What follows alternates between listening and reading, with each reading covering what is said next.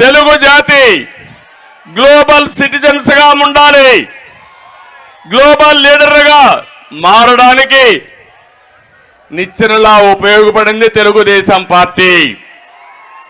ఆ నిచ్చెన పైన ఎంతమంది ముందుకు ఎక్కగలిగితే, ఎంత ఎత్తు ఎదగలిగితే అంత ఎత్తు ఎదిగే విధంగా కార్యక్రమాలు చేపట్టాం. 25 సంవత్సరాల కంటే ముందు నేను తీసుకున్న నిర్ణయం, మన పిల్లలకు నేను ఇచ్చిన ఆయుధం ఐటీ, అది ఒక ఆయుధంగా మారింది. ఏం తమ్ముళ్ళు, మీ ఊర్లో ఒక్కసారి ఆలోచించండి. నేను చెప్పిన మాట విన్న వ్యక్తి అంతా ఈరోజు బ్రహ్మాండంగా హైదరాబాద్లో ఉంటున్నారు, బెంగళూరులో ఉంటున్నారు, అమెరికాలో ఉంటున్నారు, ఆస్ట్రేలియాలో ఉంటున్నారు. ఇటీవల నాకు ఇబ్బంది వచ్చినప్పుడు 80 దేశాలలో నిరసన తెలియజేశారంటే, సంఘీభావాన్ని తెలియజేశారంటే అది తెలుగువారి సత్తా అని చెప్పి నేను మీకు తెలియజేస్తున్నా. ఈరోజు నేను ఒకటే మిమ్మల్ని కోరుతున్నాను.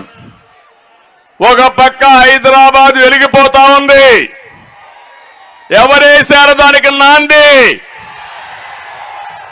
ఒక సైబరాబాద్ తో గాని, ఒక ఔటర్ రింగ్ రోడ్డు గాని, ఒక ఎయిర్పోర్ట్ గాని ఆ రోజు నాంది పలికాం. ఈరోజు బ్రహ్మాండంగా రాణించే పరిస్థితి వచ్చింది.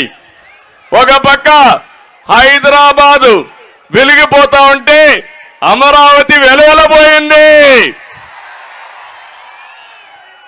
ఎవరు కారణం దీనికి?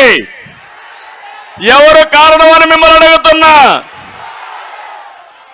జగన్ రివర్స్ పాలన రాష్ట్రాన్ని 30 సంవత్సరాలు ఎదిక్కి తీసుకెళ్లిపోయాడు.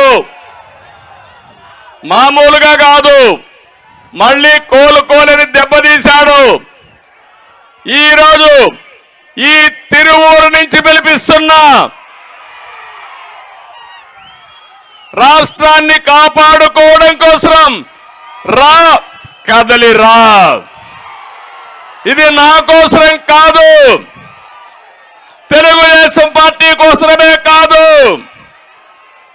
పవన్ కళ్యాణ్ కోసమే కాదు,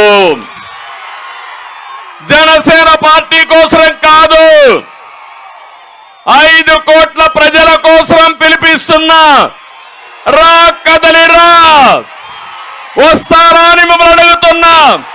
బాధ్యత తీసుకుంటారా అని మిమ్మల్ని అడుగుతున్నా. సిద్ధంగా ఉన్నారా అని మిమ్మల్ని అడుగుతున్నా. ఉన్నామంటే పిడికిలు బిగించి చూపేయండి.